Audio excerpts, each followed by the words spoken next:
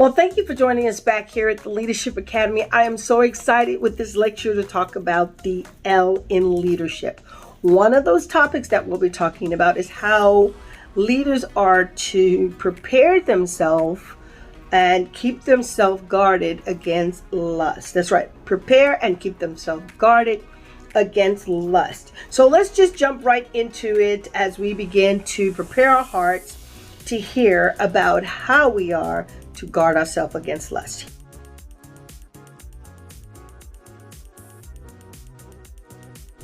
Welcome to today's lecture here at the Leadership Academy with life coach Pheonia Laverne. I'm excited to have you join us today where we go through the different phases of learning how a leader is supposed to be called to conduct themselves in regards to ministry. So let's get ready, and the next voice you will be hearing is the one and only your life coach, Pheonia Laverne.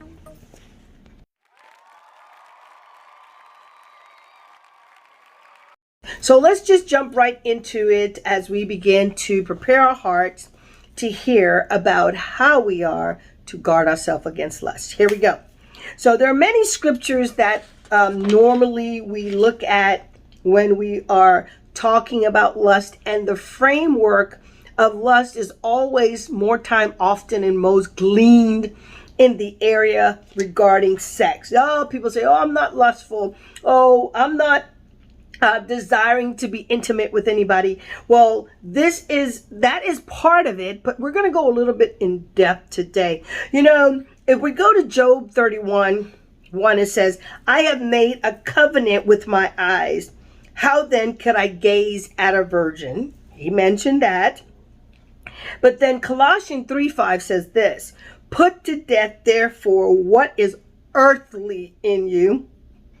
And then it begins to describe the earthly components, which is sexual immorality, impurities, passion, evil desire, and covetousness, which is adultery. Wow. I mean, we can hang our hat right there, but I want to give you a lot of scripture bases before we begin to expand on it. Galatians 5:16 says, but I say walk by the Spirit, and you will not what? Gratify the desires of the flesh. 1 John 2:16 says this, for all that is in the world, the desires of the flesh and the desires of the eyes and the pride of life is not from the Father, but is what? From the world.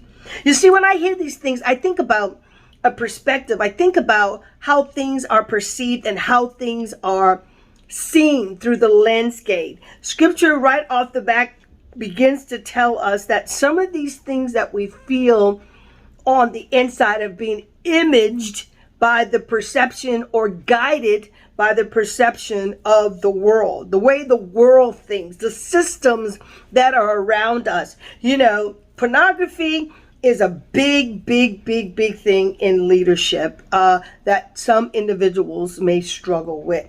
Do you know that there is a $1 billion business centered around luring, enticing, and offering alternatives to certain pleasures or to certain needs in individuals' lives?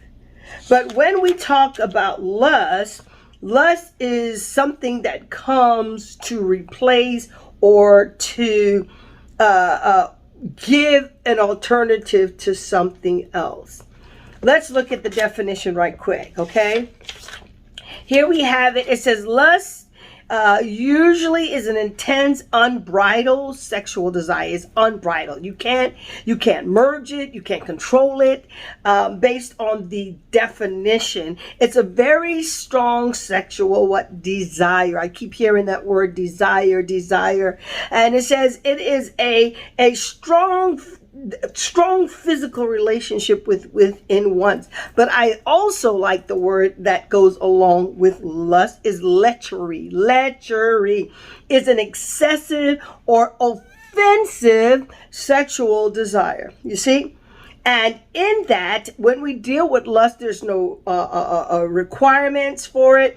It's no consequences for it. It's no bet. Well, there's immediate gratification for it, that if you go after what you want, but there is no requirements of it. You don't have to know a person. You don't have to pursue the person. You don't have to bond to the person.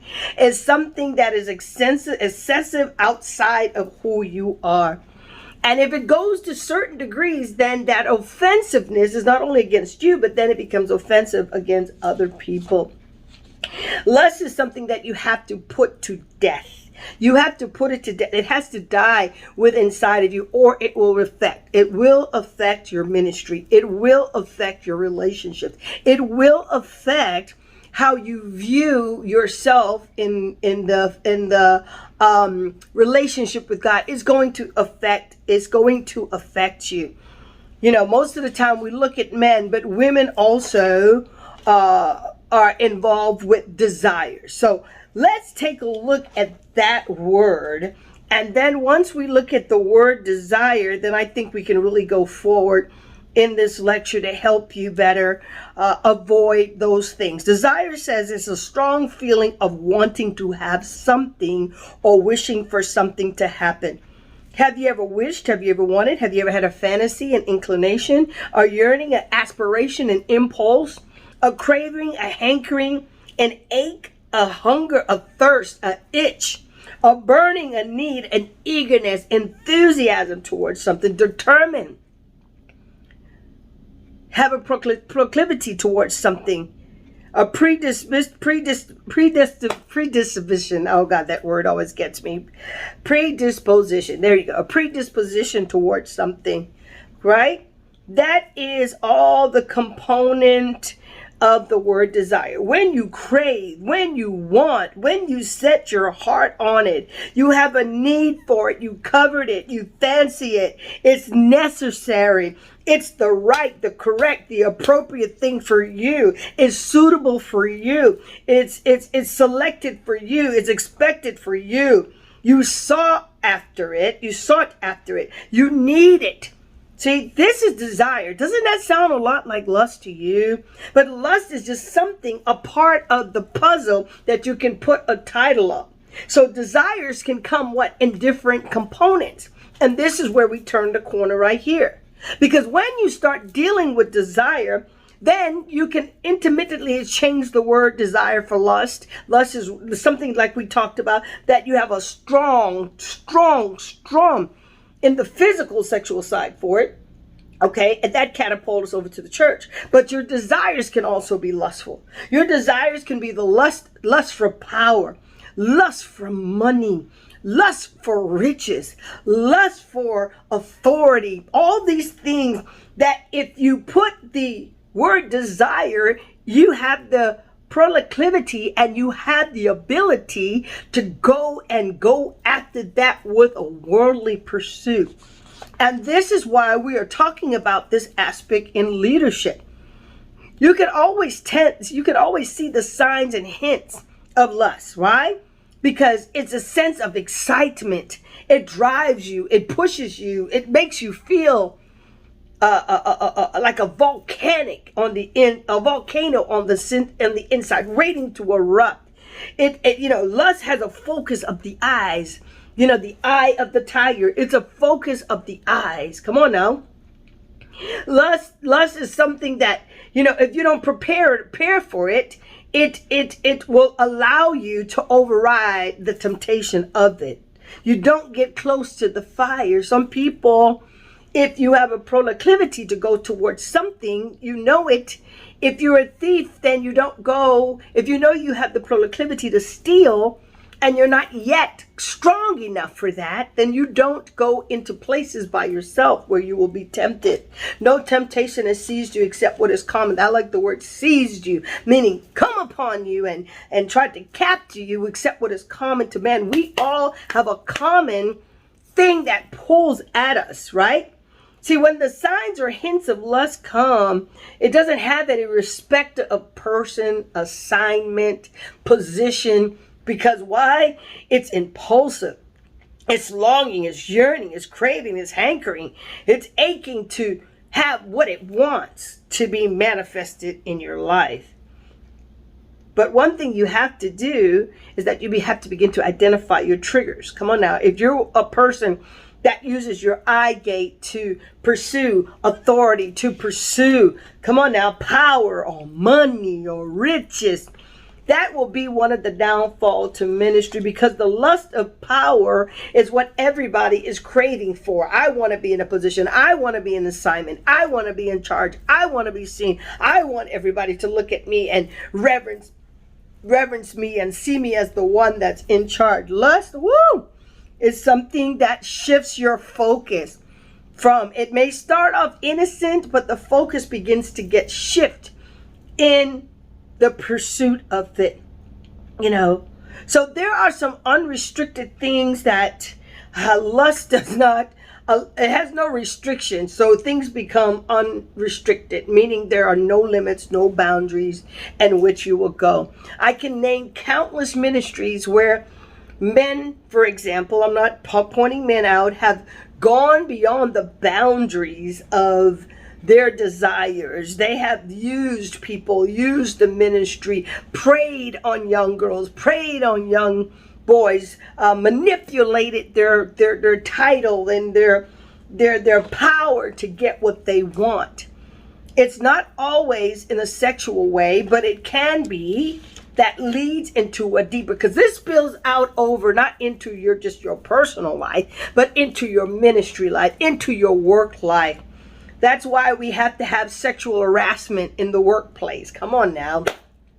And then there are laws against it. Misogynistic individual and grooming individual, quid pro, this for that. There are all types of guidelines set in the work environment to protect those from being praised or victims of lust. So if the world has those components, don't you think that those things happen in the church? Oh, God's going to protect me. No, God's going to give you wisdom to understand what's going on so that you can protect others and protect yourself.